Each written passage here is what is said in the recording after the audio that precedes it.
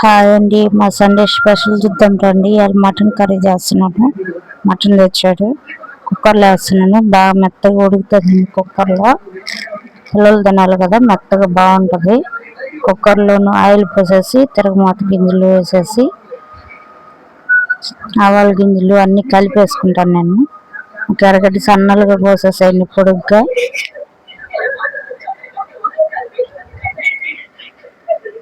బాగా దోరగా వేయించండి అవి కుక్కర్లో.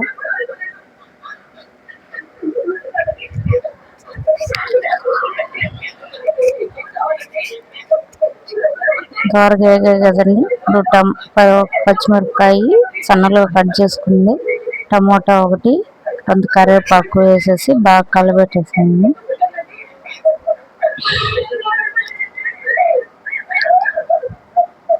అల్లం పేస్ట్ నేను ఫ్రెష్గా దంచుకుంటానండి. ఎప్పటికప్పుడే అల్లం పేస్ట్ వేస్తున్నాను. కొంచెం బాగా కలిపెట్టేసేయండి.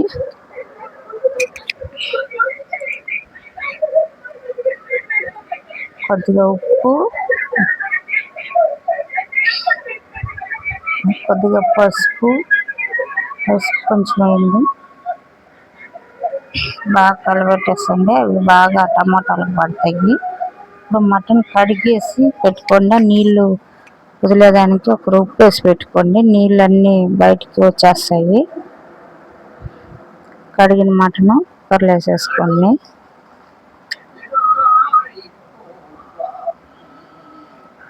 బాగా కలిపెట్టేసాం కదా, ఇప్పుడు కారం వేసేసుకున్నాము.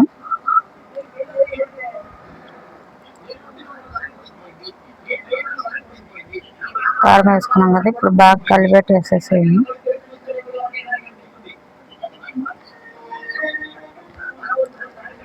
బాగా కలిపెట్టేసేసి ఇంకా వాటర్ వేసేసేయండి. కలిపెట్టి వాటర్ వేసేసారు కదా, ఇంకా కుక్కర్ మూత పెట్టేద్దాం.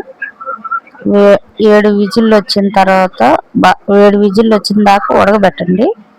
తర్వాత 7 విజిల్లు తర్వాత తీసి చూపిస్తాను ఎలా ఉడికిందో.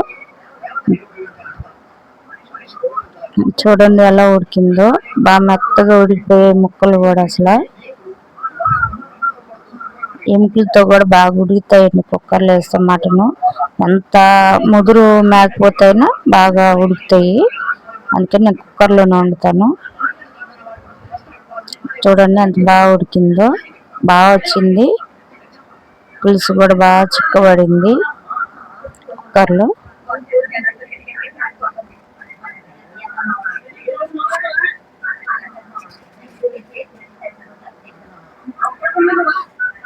దీనిలో మసాలా వేసేసుకున్నాం. ఇంకా ఉడికిపోయింది బాగా.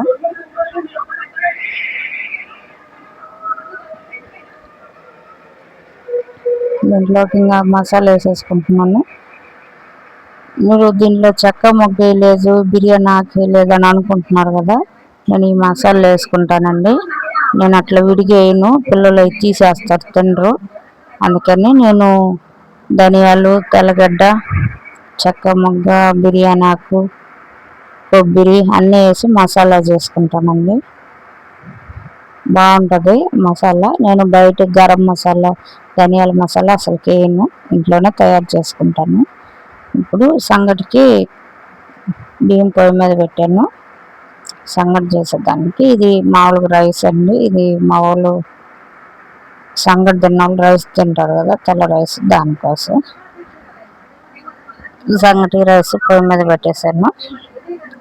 సంగటి పొంగొచ్చేసింది, అన్నం కూడా అయిపోయింది, రైస్ కూడా. బాగా మెత్తంగా ఉడికిందో లేదో చూసుకొని వేయండి రాగి పిండి. మెత్తంగా బాగా ఉడికిందాక వేయగాకండి, మెత్తగా బాగా వస్తుంది అప్పుడు. లేదంటే మామూలుగా మెత్తగా ఉడక ముందు వేసారంటే బాగుండదు, కొంచెం గట్టిగా ఉన్నట్టు ఉంటుంది. నేను బాగా మెత్తంగా ఉడికిన తర్వాత అన్నము అప్పుడు వేస్తాను. తర్వాత ఇప్పుడు రాగి పిండి దాంట్లో బాగా ఉడుకుతుంది. దీనికి కొంచెం వేసరు ఎక్కువగానే వేసుకోండి.